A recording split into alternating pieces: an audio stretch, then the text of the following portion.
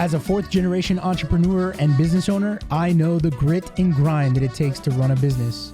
With ChingonSA, we're capturing stories from other local business owners and sharing them with you, our querido community of San Anto. From the culture, for the culture. What's up, everybody? Bienvenidos. Welcome back to another episode of ChingonSA. I'm Luis. I'm the host of the show. And I just want to say thank you so much for tuning in. Thank you also for sharing the episodes on social media, TikTok, Facebook, Instagram. We're getting a lot of great feedback. And so just want to say thank you so much for tuning in. We've got a great show for you guys today. We have two gentlemen on from Gruene Botanicals. We have Mr. Sean Timmerman, the founder and CEO of Gruene Botanicals, and his GM, his right-hand man, El Chingon, the Gruene Botanicals, James Fields. Thank you guys for coming on the show, man. I really appreciate it. Thank you. Appreciate you having us on. Yeah, of course. So you guys, Sean, you founded Gruene Botanicals in July of 2019. How many locations are there now?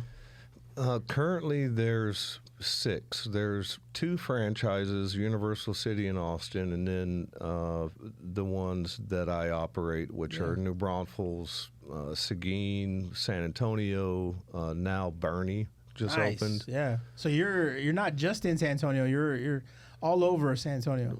My intent was to kind of stay in the hill country. Okay. So as I drove to different stores putting in this work, I would at least have a nice drive. There you go.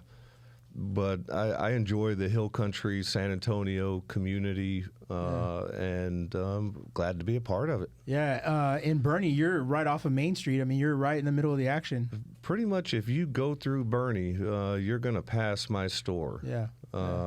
Again, one of those little towns that if I wanted to go somewhere and help a community, that's one of the communities I wanted to be in. Yeah.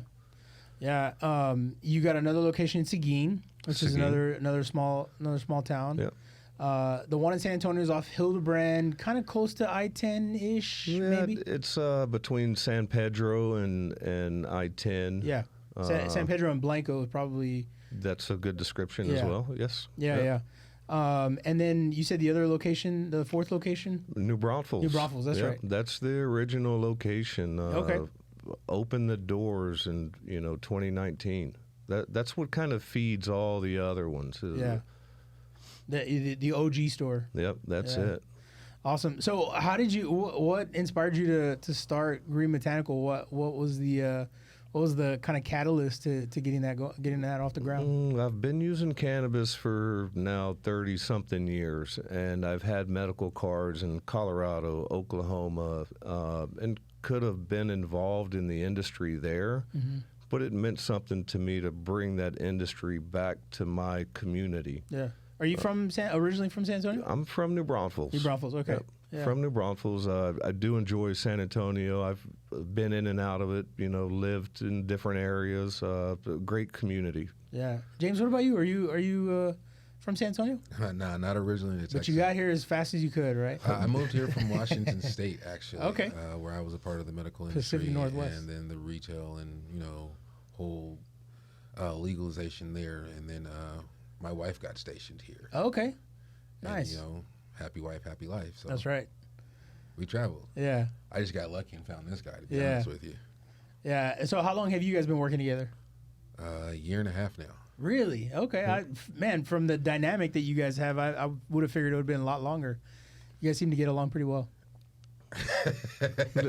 I think he understands the process, and that's the thing is that, like he said, he went through the legalization in Washington State, so he's one of the few people I can have next to me that have the vision of what's to come what we need to stay ahead of regulations and so on and so forth. That makes sense. So kind of speaking to that, we're sitting here. Today is June 11th. Yep. I just read today that Greg Abbott, governor of Texas, hasn't decided whether or not he's going to veto SB 3, which is essentially banning or outlawing It'll make all THC illegal. There you go. It'll actually make hemp-derived products a greater charge than regular marijuana even. Oh, wow. Anything THC hemp-derived. Yeah. It's a nonsense. Sure. It makes no sense. And it's politics. Yeah. What do you think's driving that? Money. Yeah. Money. I think that politicians' jobs a lot of time are to create panic and chaos, and you take this away from everybody, you're definitely creating panic and chaos. So, there's something that I don't understand. Hopefully you can help educate me and maybe even some of our listeners, but all of a sudden it feels like the CBD stores, the THC stores just came out of nowhere. They did. How did that happen? Like, what was the sort of evolution to that? It just became openly available to everybody through distribution centers. Okay. And that's how it evolved and ended up everywhere, which is where some of the state does need to regulate and step in and control some of this to where not everybody has access to it. Right. You should be educated. All of my employees are certified so that they can properly dose consumers. Okay. But what happened was it just became available. There was just it took over. Yeah, they're popping up everywhere. You guys got a lot of competition. Even I mean, you throw a rock and you can hit a couple. It's like a barbershop. Yeah. Pretty much, Yeah. I've never looked at other people as competition. Try to stay medical based. Number one, again, all my people are certified to where we can properly dose and make proper recommendations. And that's the difference between us and the guy down the street is I tell people it's easy to get people high, sure, but to medicate them right. and properly dose them is something different. Yeah. So our consumers come into our locations and they see that with our staff. And that's one of the things that separates us. Yeah. I mean, I've been to your shop before. It's the one on Hildebrand. That location is awesome. You guys have, it's super clean. You guys got a good vibe going there. That place is the old Cracker Box Palace or Truckers, if you didn't know that. That location, it meant something to me. Again, I like to get involved in the communities I operate in. Sure. So that place has been, quote unquote, a head shop since literally the 60s. Oh, wow. I didn't realize that. It was first Truckers and then Cracker Box Palace and now Gruene Botanicals. Yeah.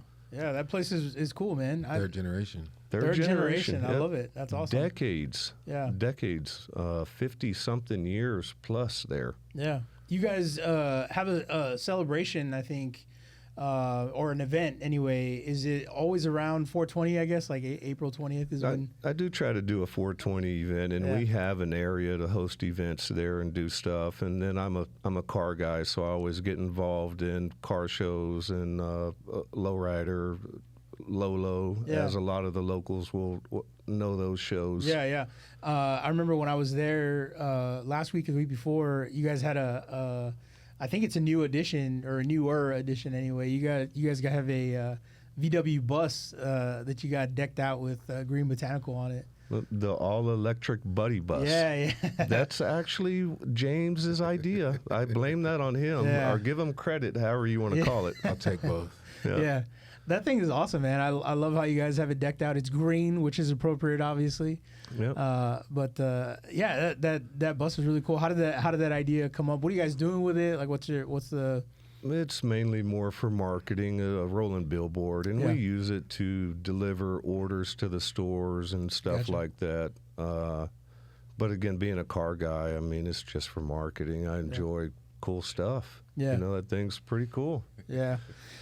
So, kind of going back to SB3, what is the impact one way or another that this law will ultimately have on your business, or what do you see the impact it having on your business if the law passes? Pretty much those stores go bankrupt if it passes. Yeah. There will be, I don't know, we probably have 30-something employees. 20 of them will lose their job right away, and a third of them will stay and help me shut the doors. Wow. And that's pretty much the effect of that law passing. Yeah. Are you a part of any organization that is helping to push back on that, to push back on that law, to lobby against it? I mean, is Texas Hemp Coalition. Okay. They're one of the people that, from what I understand, haven't seen, video or whatever, but they handed Greg Abbott a check for $1.2 million and said, you can cash this to help regulate the industry, or we'll void it and use it to sue you. Oh, wow. So that's a big deal. Yeah, for sure. And that's all they need to do. The state needs to hold DPS, who is now supposed to be regulating us, accountable for going and checking licenses. That's step one. Make sure everybody has a license. Get them their money that way. So nobody can just open up a store right now. You have to have a license in order to be to do it right. And that's Gotcha. the problem. Okay. Is I would say at least 20, if not 30% of shops, as you say, are everywhere. Yeah. Are not operating properly. And then if you add in gas stations, well, I've never walked into a gas station that's selling hemp and seen their hemp license hanging on the wall like you do in our shops. Yeah. And that's as easy as it is. They just go start checking licenses. Interesting. So DPS is the oversight body that should be implementing those checks. That, from my understanding, yes. Would you agree, James? Yes, sir. Yeah. So what type of regulation is it that kind of from your perspective, right? What kind of regulation is it that you think needs to be implemented besides the license check? They need to check licenses. They need to, if they move towards what other states have done, the other thing that bill does is wipe out all the farming, because you can't grow CBD hemp with 0 THC. Right. They follow lead of other states. All of the products should come within the state, and that's where the state is able to capture total tax and revenue on the industry. It more integrates the state altogether, whereas from seed to feed almost, where you are able to grow it here and sell it here. So in other states, like where it's already totally legal, like Colorado, Nevada, Washington, all those states. So most of the products that are sold in the dispensaries are grown in the states where they're sold. Washington State is only allowed to sell products that are grown in Washington State. Wow, I had no idea. I mean, I don't understand why Texas is so pro business, and this seems like a business decision. This doesn't even seem like a politics decision. So I don't help me make it make sense. Like why is it that they're so against? Because there's no regulation or control. Like you said, you see them popping up everywhere, right? Yeah. So with that being said, that means we're not getting the money for our license for that business. You're not paying tax revenue on that business. That means anybody in Texas can pop up and open up go to a warehouse and open up a shop in the next 30 days if they do it right. But wouldn't it make more sense to implement that regulation rather than try to ban it entirely? You can't set regulations in chaos. So what that means is we're going to ban it. We're going to shut it down to as minimal as possible, turn around and open it up, charge everybody for their licenses, and then that way we're able to control what shop sells what, where, and how much. I think Texas was talking about going back to their teacup program, which is supposed to be their medical program. And within that, they're talking about 15 shops within the state of Texas. Wow, only 15 shops. When you talk about a money play, that's a money play. Yeah, so, no kidding. my understanding, what I read, is there are so many licenses, so many for past applicants, current and future applicants. Those licenses will pretty much have a major city and then control the market around that major city. Wow. From, again, seed to sell, because that's how it should be. Yeah. The medical program is making all that stuff within the state. You know, it's not like they're buying product from California, Oklahoma, and selling it. Interesting. But that's what there is opportunity, though. There's opportunity if they take the time to structure somebody to regulate it, because they can start regulating You give a warning, a fine, and whatever, and you start building the industry. And then along with that, one of the things Texas is missing is the tax. Consumers need to be prepared to pay about 3 times the tax we're currently paying, in my opinion. Which is what? 8.25 regular sales tax. Gotcha. But if you look at any other state with the cannabis program, medical, recreational marijuana program, it's 24%, sometimes into the 30s. Wow. Which is really easy for them to do if they were to structure somebody to regulate it. Yeah.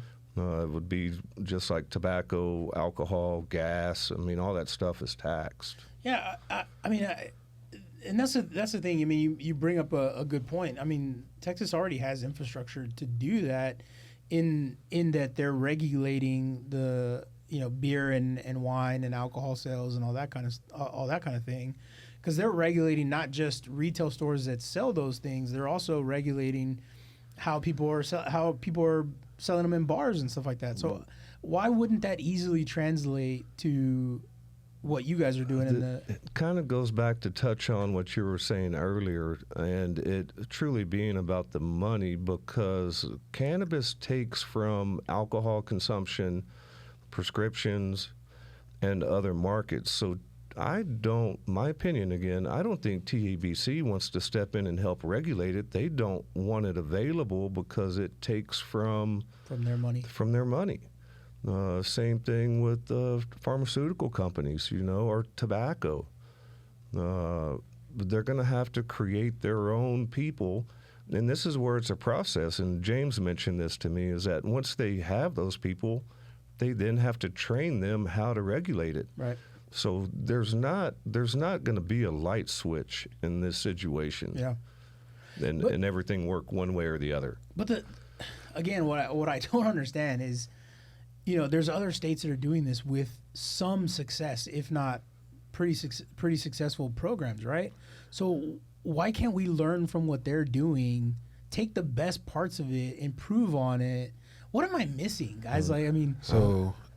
Washington State medically legalized cannabis in 1998, just for everybody to know. Okay. It didn't go recreational until 2014. Okay. Even with that being said, the medical market started 2010.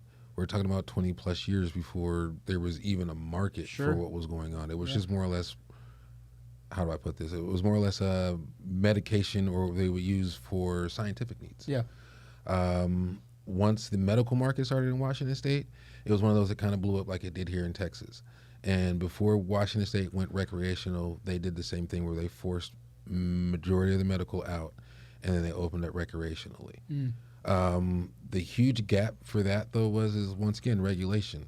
They gave it to their Liquor and Control Board in Washington State, which was an entity set up to be able to cover the state for its liquor side, but there was nobody there to cover for its cannabis side.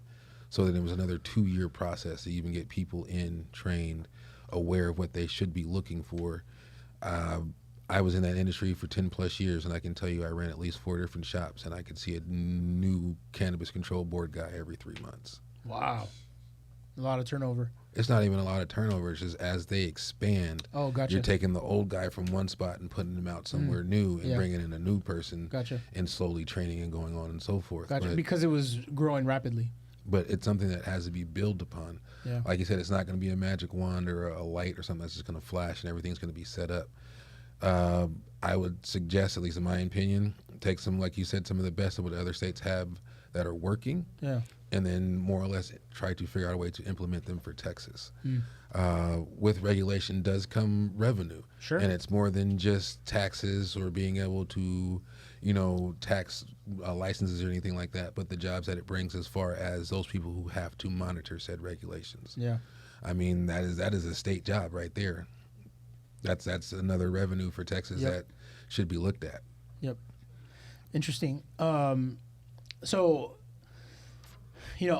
moving forward, looking forward, let's assume that Governor Abbott vetoes the bill, right? Operations are business as usual. Is there going to be change? What do you see? What do you think? I will still try to do the best I can to stay on the front end of what regulations I think should be in place and that I think will come. But it will make a huge difference in a lot of people, not just financially, but in quality of life, whether he does or not. But I think that the potential, I don't know that it's going to, for me, business back to normal. For some people, it will be. Yeah. They're in the industry for a different reason. Sure. For me, my next thing will be how do I now represent the industry the best I can? Yeah. So as we continue to move forward, because they're going to have another legislature session in 2 years. Yeah. And we're back to square one. We could be back to square one again. Yeah. This is something we've been fighting every time. It's not new. We went through it with the Delta 8 ban that they tried to do, and because of COVID, did behind closed doors and, didn't become law. Yeah. So the best thing is for everybody to kind of play nice in a sense, and the industry do its part and representing itself properly. The state do its job in allowing us to do it properly. Sure. And I don't think that anybody in the industry, for the right reason, has a problem paying any kind of taxes or fees or anything that's associated with operating. And that's what they need to implement. They've got to create the revenue for themselves to implement the structure they need to regulate this stuff. Sure. And it starts by, checking licenses and the scale we used. For instance, we deal with Texas agriculture, and same as if we were selling corn, wheat, or whatever, meat, like a meat market. Yeah. We have a state-approved, calibrated scale. Yeah. There's all kinds of ways that if people were doing it properly, the state's going to see their money come in. For sure. So besides SB3, what have been some of the biggest challenges that you guys have had to overcome, whether that be like inside your industry or, even, opening up a new store? What are some of the biggest challenges that you guys as a business owner have faced? There's all kinds of struggles, I put them upon myself, so I take them in stride and keep moving. We all have our different strengths. So, for instance, my struggles will come in back office stuff. Other people might have different struggles, like opening a store. I don't have a problem opening, building a store, but I struggle in back office. So that's kind of person specific, I think. Yeah, sure. There's nobody holding people up from operating. Yeah. So if you're talking about industry-wide, there's not a reason you can't go open a shop. A little bit of paperwork online, which I have to have support to do. Yeah. And that's it, I remember in setting this up, I told you, I'm going to send you an email, so we can work out all the details. And you're like, man, I don't read emails. You're not going to get a response from me. I'm not that guy. Is that what you got James here for? James does all my reading for me. He's your AI. He's the AI bot that summarizes your emails. I see numbers in a matrix, so I don't need him to do my math, but he's got to do all the reading. Yeah, that's awesome. James, what about you? I get maybe you're not necessarily an owner, but like as a manager and operating the shop, what are some of the challenges that you have to overcome? I know when I talk to business owners a lot, in the retail space in general, or managers in the retail space, turnover is huge for you guys in terms of employees.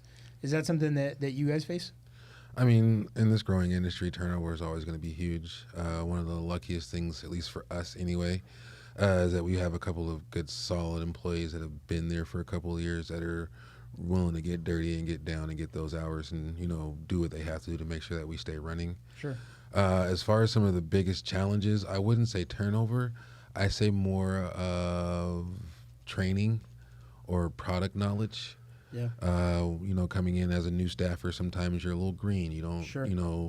And having to pick up. No pun intended. You have to be able to pick up information quickly and be able to not only remember but disseminate back. Yeah. And it's a beast, and it'll churn you out if you're not correct. You guys mentioned that most of your employees are certified. Like, what does that certification look like? How do you guys get it? They're required within the first 90 days to take it. It's one of the ways, since I've grown to the point where I can't physically be involved in training every individual that I make them do. It's a good course, and that's something the state needs to do. The same as you have a TABC license to serve alcohol. Right. But James is more familiar with the course because he has to explain it to everybody. Cannabis Training University. It's an online course. It's gives you up to 90 days to take the course. You can do it at your own leisure within that 90 days. So that means you sit down and you bang it out in the first 4 or 5 hours. It's totally up to you. At the end of the course, it does give you 10 different certifications within the cannabis industry. Oh, wow. All the way from growing up to medical, dispensary, proper dosing. And not only that, but also being able to run a retail business. Oh, wow. Like I said, the courses, it's somewhat of self-explanatory. Like, so you walk your way through it. The information is a lot to need to know, and some of it's somewhat basic, but I mean, it's a great course to have under your belt, to be honest with you. Anybody can take it, or is that? It's not limited to people in the industry. Yeah. If you go online and hop on and take the course, you'll be able to get the same certificate I have, but it'll give you the same information that I have too. Interesting. Very cool. When I know we talked about kind of like your I know you guys are real involved with the Low Car Show. Which is coming up November. In November. What's the date? Do you know? I wish I knew the date. Okay. Should have looked on that. That's all right. Well, maybe we'll have you back as we get closer to November. You can talk about it a little bit more. For sure. But you guys do that. Besides that, what other kind of community events did you guys have? I know you have something on 420. But like, what impact do you see your business having on the greater San Antonio community? Well, I think one of the big things is, we have an event where we do stuff for the community and free stuff and make it fun. But I think the bigger impact is just the jobs and tax money we can provide for the city. I mean, to be straight up about it is we employ, again, over 30-something people, and all my taxes are paid, payroll taxes, sales taxes, and I think that's a big contribution to the city when you're talking about millions of dollars. Yeah, it's interesting. You don't see a lot of business owners talk about being willing to pay tax. Yeah. I've said from the beginning, so long as they will let me operate, I'm willing to pay any tax that they imply onto the industry or put on the industry, because for me it's not just about the money side of it. This is a plant that's supposed to be in people's lives and help them heal. It may not be for everybody, but there's a lot of us that would not have the same quality of life without it. For sure. Yeah. I mean, sure, there's a ton of use cases, right? Especially people with mental health issues, people with, PTSD. I hear veterans use it often. People with a lot of ailments, body aches and things like that. So definitely, I mean, that was a whole reason why it was medically available before it was available recreationally, right? Yes. Yeah, there's several cases. The most popular one's probably the girl with Charlotte's Web that helped with seizures. That was a big one from years back. But I mean, it goes into there's people that I've helped in the store that literally haven't left the house in years. Their family members would come in, and I would start working with them. And my shop was like their first safe place out of the house. Wow. And help work them back into society. Yeah. Besides just chronic pain and other situations. Looking back over the years since you've been open for 6 years now, what's one lesson that you wish you would have learned way earlier to kind of help propel you forward?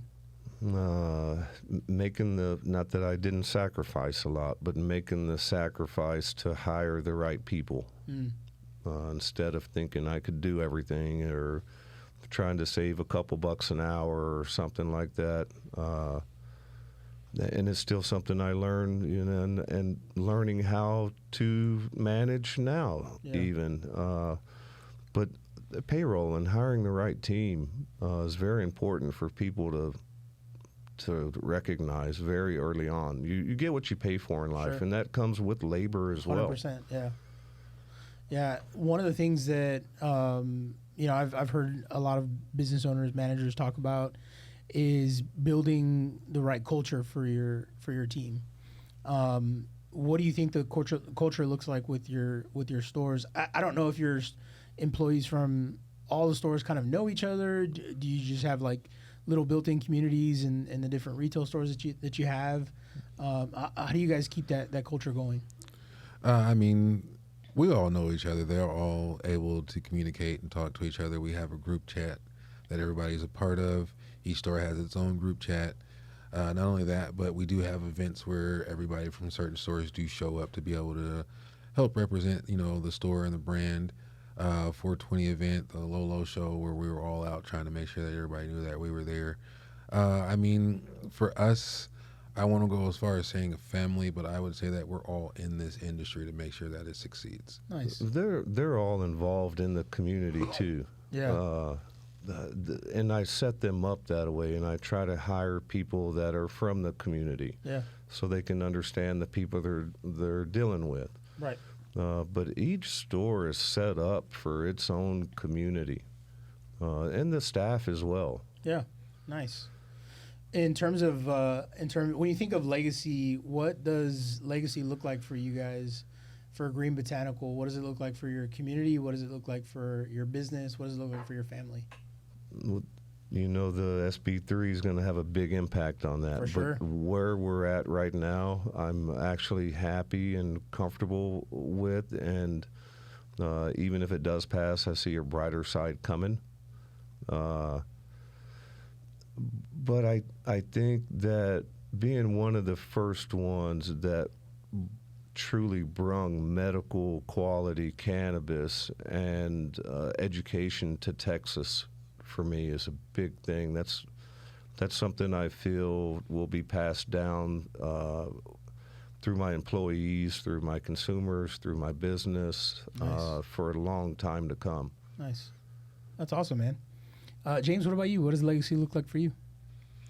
Legacy for me, to be honest with you, I got into this industry for a career. It wasn't for a status quo or I'm here to make sure that our patients get the medical requirements they need to be able to have a great quality of life. Yeah. That's literally what I'm here for. Yeah. The legacy makes no difference to me as long as that every person that walks through our door leaves with what they need to be able to continue being happy, then that's what I'm doing. Yeah. That's awesome. All of our employees make a huge impact. He's being a little humble, as I am as well, but we make a huge impact on thousands of people daily. Yeah. And their quality of life. James will have his own legacy. He's touched hundreds, if not thousands, of people already working for me here. With permission, I hope. Yeah, well, in a different way, in a different way. I've always said, like, our shops are a potheads bar. There you go. And that's one of the reasons I don't do the smoking lounge and this and that, is I want people to come in and feel like they can be open to us, so that we can help them through whatever situation. And I think a lot of my employees will, are from this, are making their legacy as we speak, and they're going to grow in the industry or beyond. Yeah, nice. Well, guys, thanks so much for coming on the show, man. This was really helpful to learn about what you guys are doing, to learn about your industry a little bit more, and to really just kind of get to know you guys and your vision for Gruene Botanicals and what you guys are hoping to accomplish with that. If people wanted to reach out to you guys, do they find you on social media? I know you don't do email very well, but come visit you in the store. Like, how should people reach out to you guys? I always welcome people into the store, and I make sure everybody leaves with something in their hand and a smile. There you go. It doesn't matter if you came in with $1 or 100. Yeah. But I always welcome people into the store. You can find us on Google depending on what area of the San Antonio Metroplex you're in. You want to give them your phone number, James? Nah. Gruene Botanicals Instagram. We have Gruene Botanicals, and Gruene Botanicals was STX or some SATX. We're gonna link it in the show notes, so it'll be. I there. have 2 Instagrams. So the San Antonio it has its own Instagram. It's for fun, for community, for festivals, Good. and I keep the other one, set up with education and sales and stuff like that. Cool. So We'll be sure to link them. We'll put your website on the show on the show notes as well, so people can find your locations as well. Guys, thanks so much for coming out, Sean and James with Gruene Botanicals. Gruene, by the way, is spelled like the city, Gruene. You got it. There we go. Gruene, if you ask a local there. Gruene Botanicals, Sean and James, thank you guys so much for coming on the show. Thank you once again for tuning in to another episode of ChingonSA. We'll see you guys next week. Wondering, I spend my life just trying